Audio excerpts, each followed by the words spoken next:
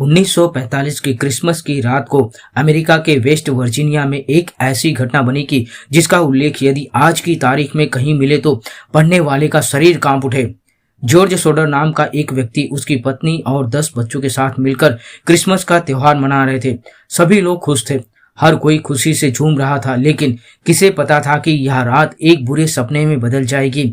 एक ऐसा दुखद स्वप्न जो आज भी एक अनसुलझा रहस्य बना हुआ है। वह रात क्रिसमस की रात करीब 1 बजे का समय था जब अचानक ही घर में आग लग गई। जॉर्ज और जेनी अपने 4 बच्चों को लेकर बाहर भागे, लेकिन ऊपर के कमरे में सो रहे 5 बच्चे हमेशा के लिए गायब हो जाते हैं।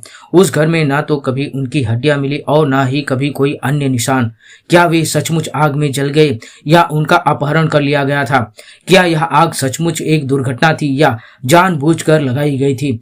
ये सिर्फ एक कहानी नहीं बल्कि एक रहस्य है जिसको लेकर दुनिया आज भी हैरान है। नमस्कार दोस्तों, वाउंडेड चैनल पर आपका स्वागत है। दोस्तों, इस घटना को जानने से पहले आपसे नम्र गुजारिश है कि चैनल को सब्सक्राइब जरूर कर लें और अपना प्यार चैनल पर बनाए रखें। चलिए जानते हैं इस आश्चर्यजनक रहस्यमयी घटना को। जॉर्ज सोडर एक मेहनती इटालियन इमिग्रेंट थे जो इटालियन तानाशाह बेनिटो मुसोलिनी के प्रबल विरोधी थे। वे उसका सख्त विरोध करते थे और यही कारण था कि वह इटली छोड़कर अमेरिका में रहने चले गए। इटालियन तानाशाह के खिलाफ खुले आम बोलने से वह मुसीबत में पड़ सकते थे, लेकिन वे डरे बिना निडर होकर विरोध प्रदर्शन का नेतृत्व करते थे। अमेरिका में वे ट्रकिंग का व्यवसाय करते थे और सौभाग्य से उनके पास अपना घर भी था। उनकी पत्नी जेनी सोडर एक हाउसवाइफ थी जिन्होंने अपने बच्चों को प्यार से और अनुशासन से पाला था। 24 दिसंबर 1945 को क्रिसमस की अगली शाम को सोडर के बच्चे अपने नए खिलौनों के साथ खेल रहे थे। रात होती है और 5 बच्चे ऊपर के रूम में जाकर अपने अपने बिस्तर पर सो जाते हैं। रात को करीब 1 बजे के आसपास जेनी को घर में धुएं की गंध आती है। जेनी इधर उधर देखने जाती है तो पता चला कि किसी कारण से रसोई घर में आग लग गई है।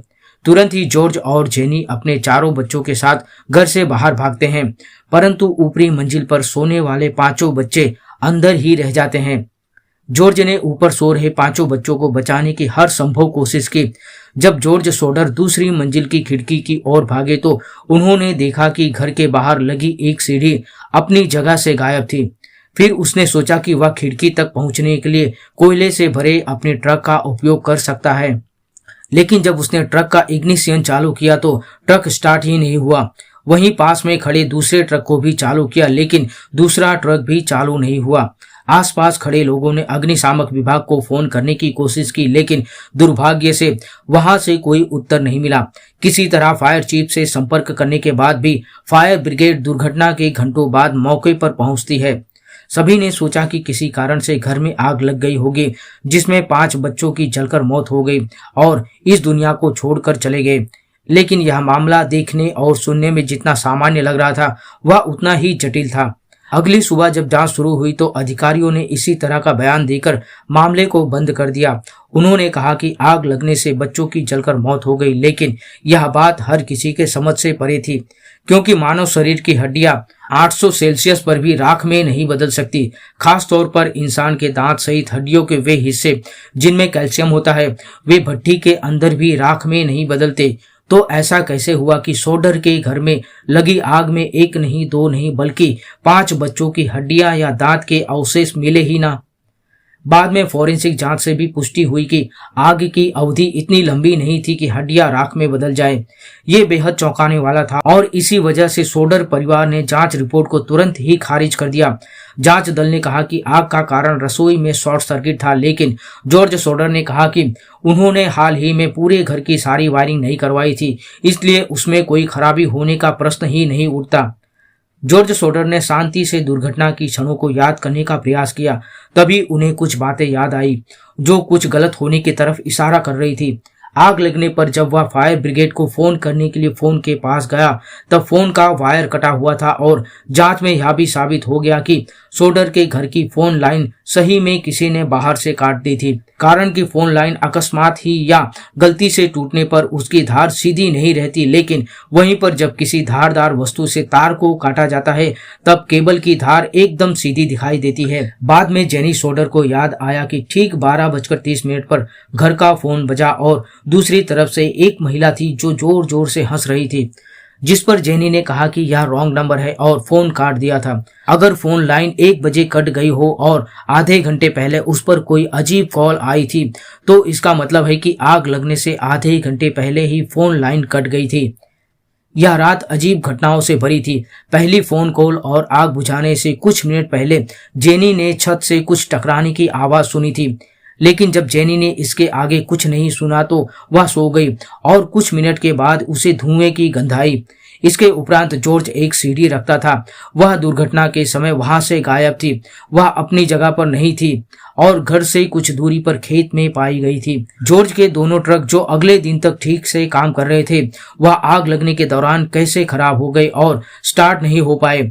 इन सभी कारणों से जॉर्ज सोडर की शंका विश्वास में बदल जाता है कि उसके बच्चे मरे नहीं बल्कि उनका अपहरण कर लिया गया है। लेकिन इतने चहल पहल और शोर शराबा के बीच कोई बच्चों को लेकर कैसे भाग सकता है। जैसे जैसे जांच आगे बढ़ती गई यह कहानी सामने आई कि दुर्घटना से कुछ महीने पहले एक बीमा एजेंट जॉर्ज सोडर के पास आया और उसे घर बीमा खरीदने के लिए मनाने की कोशिश करने लगा, लेकिन सोडर ने बीमा खरीदने से साफ इनकार कर दिया।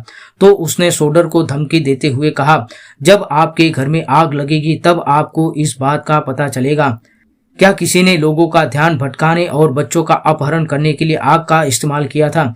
साथ ही एक अन्य सिद्धांत यह है कि इटालियन तानाशाह मुसोलिनी की जॉर्ज सोडर द्वारा स्पष्ट टीका को इटालियन माफियाओं ने अच्छी तरह से स्वीकार नहीं किया था और इन्हीं कारणों से इटालियन माफियाओं ने उन्हें निशाना बनाया और उनके बच्चों पर कब्जा कर लिया। कुछ लोगों ने आग लगने के बाद विभिन्न स्थानों पर सोडर बच्चों को देखने का दावा भी किया।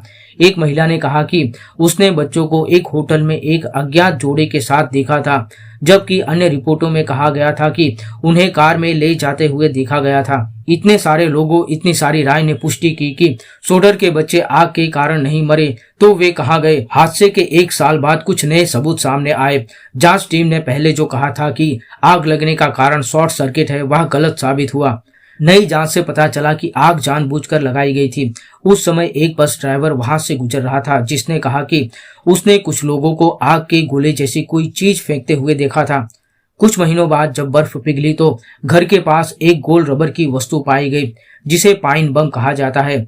आग लगने से कुछ मिनट पहले जेनी को याद आया कि उसने छत से कुछ टकराने की आवाज सुनी थी। शायद यह पाइन बम था।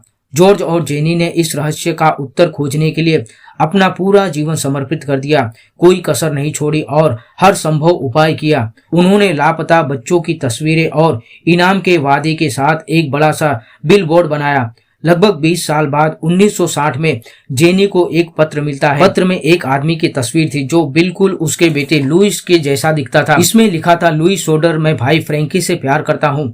क्या यह पत्र सचमुच 5 लापता बच्चों में से किसी एक ने लिखा था या यह एक मजाक था?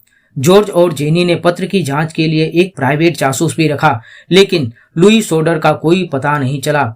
एक के बाद एक साल बीतते गए, लेकिन यह रहस्य सुलझ नहीं सका। जॉर्ज सोडर की 1969 में मृत्यु हो गई। जेनी और उसके जीवित बच्चे अपने लापता भाई बहनों के बारे में उत्तर खोजना जारी रखते हैं। जॉर्ज की मृत्यु के बाद जेनी ने परिवार का घर नहीं छोड़ा। उन्होंने घर के चारों ओर बाड़ लगाई और नए कमरे बनवाए। अपने बाकी जीवन के दौरान वह शोक में हमेशा काले कपड़े पहनती रही। 1989 में जेनी की मृत्यु के बाद परिवार ने अंततः पुराने और जीर्ण शीर्ण लापता बच्चों के बिलबोर्ड को हटा दिया। क्या ये बच्चे किसी दुर्घटना के शिकार थे या किसी बड़ी साजिश का हिस्सा थे? यह एक ऐसा रहस्य है जो शायद कभी नहीं सुलझेगा। दोस्तों, इस घटना और कहानी पर आपकी क्या राय है कमेंट में जरूर बताएं। साथ ही चैनल को सब्सक्राइब जरूर कीजिएगा। मिलते हैं फिर अगली वीडियो में।